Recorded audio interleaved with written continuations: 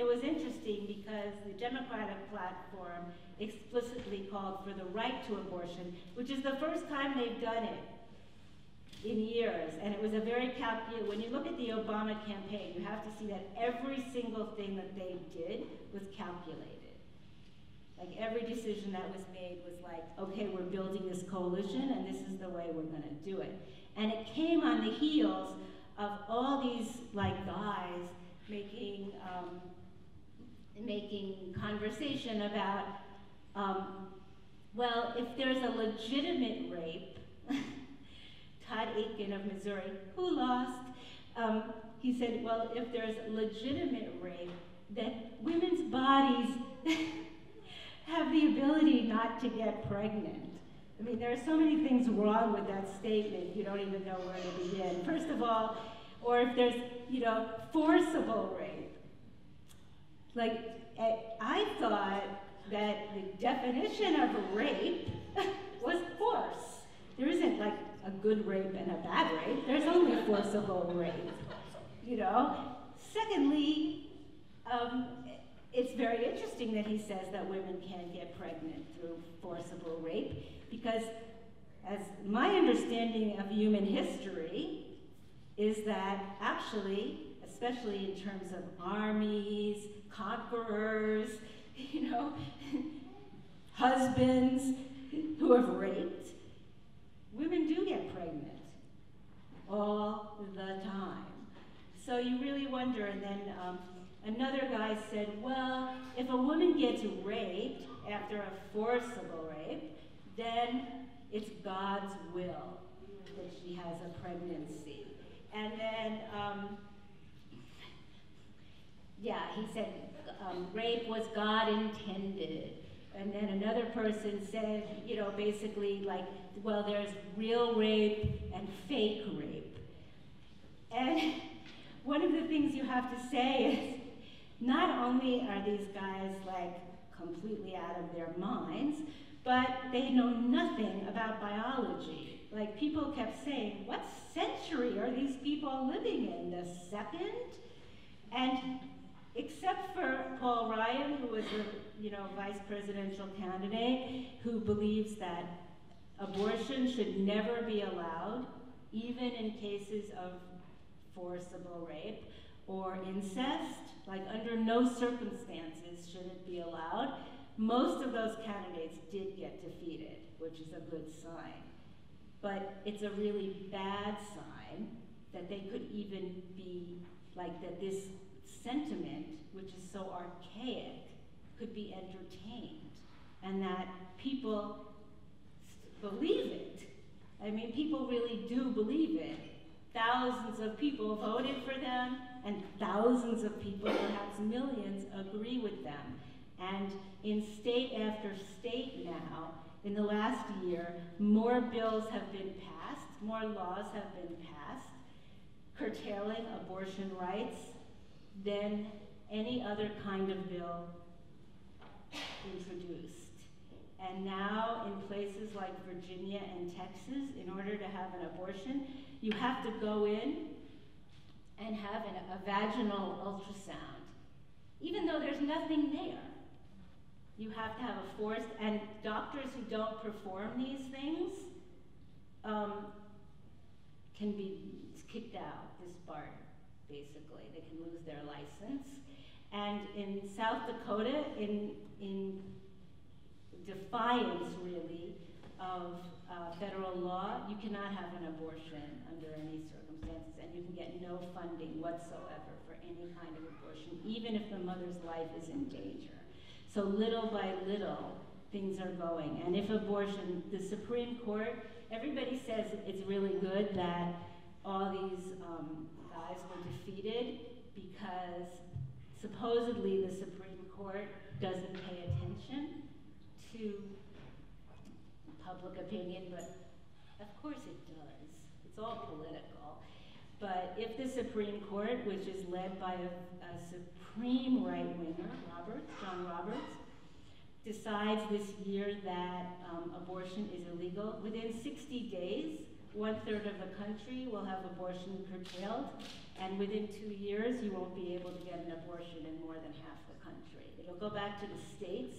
So in California and New York, you'll still be able to get an abortion, but in other places, you won't be able to right away like that. So there's a huge struggle going on, and the fact that the Republican platform can have all these amendments right out there is very troubling. And the fact that the Republicans control the state legislatures, that's where the decisions are going to be made. So even if they got defeated in terms of women's health care, they can't, they still have an incredible amount of control. And because little by little, the women's movement has ceded the propaganda war to the right wing and really agrees with it now, we're in really big trouble. So we really have to fight back. And it's interesting on the international level that it's beginning to be talked about in a very different way, even though abortion is difficult to obtain in many, many countries, and is only becoming legalized in some countries, and it's becoming illegalized in other countries, like in Latin America, in Nicaragua, and El Salvador. You can't have an abortion under any circumstances. Of course, that was the Sandinista government, the current Sandinista government. In international human rights circles, people are talking about abortion as part of women's human rights. And in the CEDAW, and in reproductive rights law, and in different amendments from the UN, people are saying that in order for women to have full equality, they have to have reproductive rights and reproductive justice. And when we look at the issue of reproductive rights, as I said, and reproductive justice, we have to see that the struggle for reproductive justice has to be across the board. We can't just talk about, rich women are always going to be able to obtain an abortion, no matter what. They can always afford it. And poor women are always going to be trying to have abortions and aborting themselves. And tens of thousands of women are going to die, and do die every year, from botched abortions. 300, as the previous speaker said, 350,000 women die every year from mortality, from maternal mortality. So these are things that must be changed. And in the US, we're falling way behind. In the last 3 years, we've fallen from 41st in maternal mortality to 50th. This is in the US. This is pathetic.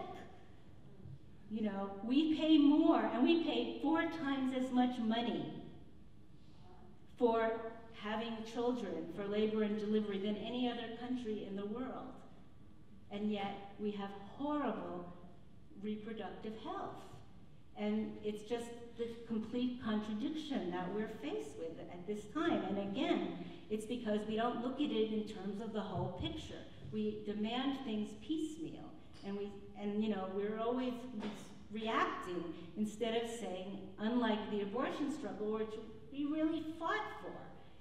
And because we don't deal with the issue of reproductive rights and reproductive justice, we're never going to be able to really achieve our true goal. And that's the fight that we're involved in now. And I think it's a fight that we're involved in around the world, that we have to begin to see that we're for women's rights or human rights, except when it's inconvenient, as Hillary Clinton has shown us time and time again. And we have to say, if women's rights are human rights, they have to be full human rights. Because technology is going to catch up with us. And we now are dealing with surrogacy, where the birth mother has no genetic relationship to the child, where not only are you going to have nannies taking care, third world nannies taking care of your children, but you're going to have poor women giving birth to your children. We're going to have to deal with the fact that you know, now at 22 weeks, 23 weeks, a fetus is viable. Even though they're very brain damaged, they can keep them alive, and they do. They spend millions of dollars with, with keeping these kids alive. So these kind of arguments do not hold up anymore about when's life and when isn't life. It's much more a question of a whole picture of women's human rights and women's maternal health. So, when I was doing research for for coming to Norway, of course I wanted to read everything about Norway because I didn't really know that much. And I wrote to Eric and Sissel. I said, tell me what books to read about Norway, and they sent me Lonely Planet, and I was, that's good. I said, okay, how about some mysteries, you know?